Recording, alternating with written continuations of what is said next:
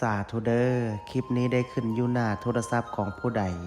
ขอให้พระภูมิเจ้าที่พระแม่ธรณีเจ้าทางจงเปิดประตูเงินแสนอยู่บ้านจงเปิดประตูเงินล้านอยู่เฮือนลูกหลานเฮ็ดหยังจงราบรื่นทุกประการจงอย่าข้องอย่าค่านึกคิดอันใดจงมาคว้าเอาอันใดจงไดพระอินทร์ขอให้มาทรงพระพรหมขอให้มารักษาเทวบุตรเทวดาขอให้มาคุ้มครองขอให้สุขกับมั่งขอให้หั่งกับมีขอให้เป็นเศรษฐีหน้าใหม่ขอให้รวยทันใจทุกประการดวงเปิดชีวิตเปิดงานเปิดค้าขายเปิดเงินแสนเงินล้านจงไหลเข้ามา